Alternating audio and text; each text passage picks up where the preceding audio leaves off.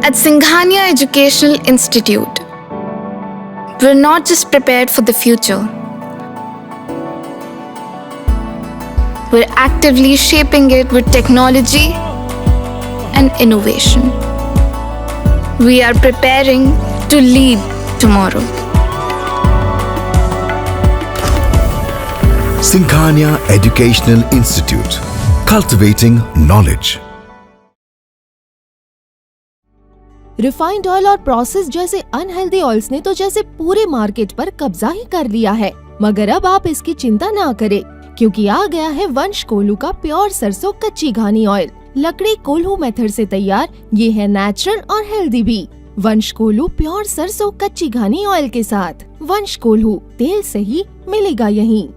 सीतापुर संसदीय सीट पर आज बहुजन समाज पार्टी के प्रत्याशी पूर्व विधायक महेंद्र यादव ने अपना नामांकन पत्र दाखिल कर दिया है और वापस लौट रहे हैं।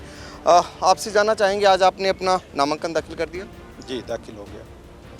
क्या मानते हैं, आप सभी को जानते हैं, जो प्रतिद्वंदी आपके सारे लोग जो चुनाव लड़ रहे हैं सबको आप भली भांति जानते हैं, कैसा मुकाबला होने वाला है?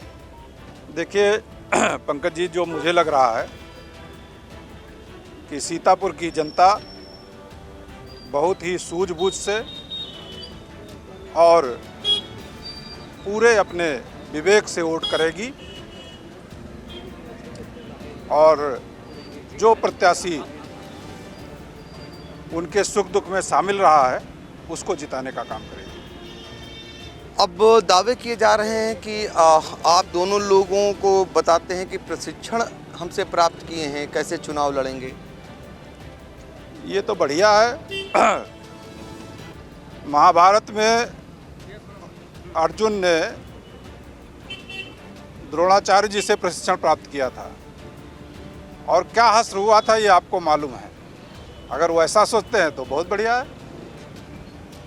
इस बार वो दावा कर रहे हैं कि राजेश वर्मा की 4 लाख वोटों से जीतेंगे। आपको क्या लगता है? आप भारतीय जनता पार्टी से आए हैं, पहले जैसा भारतीय जनता पार्टी का माहौल है?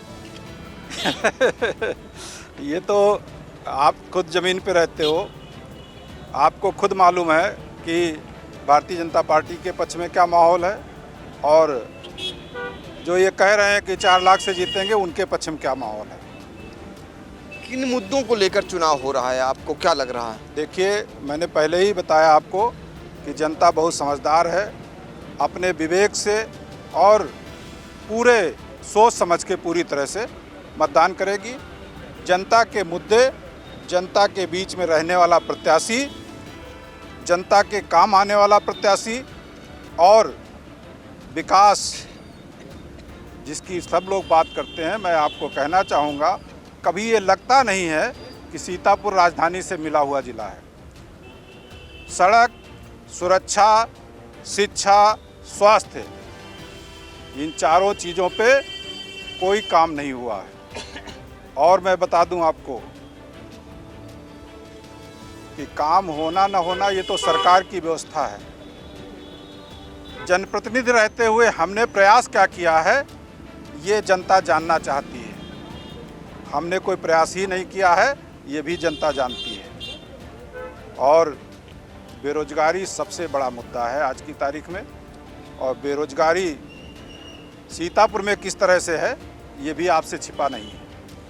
इसलिए जनता बहुत समझदार है और पूरी तरह से सोच समझ के और अपने विवेक से वोट करेगी, ये मैं विश्वास दिलाना चाहता हूँ। महेंद्र यादव जी, सीतापुर संसदीय सीट बहुजन समाज पार्टी की सीट मानी जाती थी। 3 बार यहाँ सांसद रहे बहुजन समाज पार्टी के, हमेशा सेकेंड नंबर पर बहुजन समाज पार्टी ही रहती है। लोग कमतर आंकते हैं, आपका क्या कहना है? जब इतना सब कुछ बहुजन समाज पार्टी के पक्ष में रहा है माहौल, अब कहाँ तक ले जाएंगे आप इसको? अगर लोग कमतर आंकते तो जीतती कैसे? ये समय की बात होती है, जनता बदलाव करती है। इसीलिए देश के पूरब से लेकर पश्चिम तक और उत्तर से लेकर दक्षिण तक जिस कांग्रेस का राज था, वो कांग्रेस आज धरातल पर चली गई। अच्छा, मैं चलते चलते आपसे सवाल करूंगा और गाड़ियां आ रही उधर। मैं विधायक जी जानना चाहूँगा कि जो चुनाव आपका है, आप मानते हैं कि बिस्वा में आपके साथ साजिश हुई जो आपका टिकट कटा? आपको क्या लगता है? आप बेहतर बताएंगे, मैंने आपका वो भी रखा था पक्ष। क्या लगता है आपको? कि आपको क्या लगता है, क्या कारण थे कि टिकट काट दिया गया? ऐसे कोई कारण थे? मेरे ऊपर कोई भ्रष्टाचार का आरोप था? मेरे ऊपर कोई कदाचार का आरोप था? मैंने कोई पार्टी विरोधी गतिविधि में भाग लिया था? आप बताओ। यदि ऐसा कुछ होता तो मेरा टिकट काट दिया जाता, मुझे कोई दुख ना होता।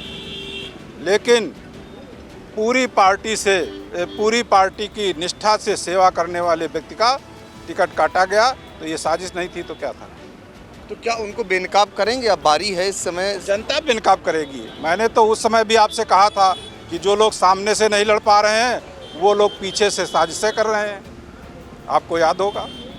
आज भी मैं कह रहा हूँ कि जिन लोगों की सामने से लड़ने की हैसियत नहीं थी, स्थिति नहीं थी, उन लोगों ने साजिश की। और साजिश तो यहाँ तक हो रही थी कि टिकट यहाँ बीएसपी से भी ना मिले हमको। लेकिन मैं बहुजन समाज पार्टी की मुखिया बहन मायावती जी का आभार व्यक्त करूंगा कि सारी परिस्थितियों को देखते हुए उन्होंने कार्यकर्ताओं का सम्मान रखने का काम किया और मेरे जैसे व्यक्ति को पार्टी से प्रत्याशी बनाने का काम किया। अच्छा, दोनों गठबंधन के आप लोग, गठबंधन का प्रत्याशी एक बसपा का प्रत्याशी है, आप कैसे आश्वस्त कराएंगे जनता को कि मुकाबले में आप बेहतर हैं सभी से उनके मुकाबले? देखिए, मैंने पहले ही आपसे कहा कि जनता सब जानती है, उसको कुछ बताने की ज़रूरत नहीं है।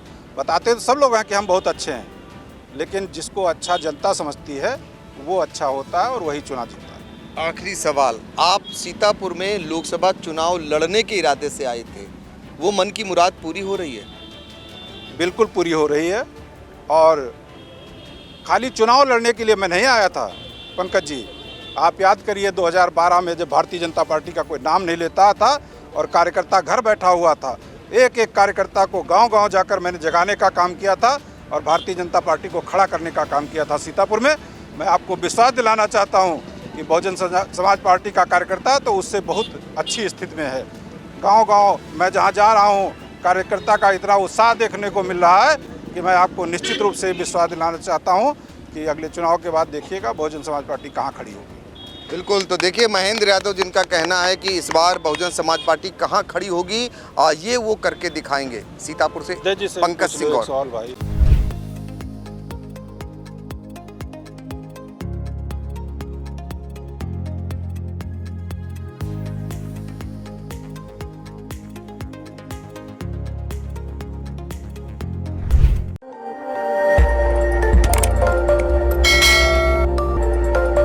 खबर आपकी, नजर हमारी। देखते रहिए आई इंडिया।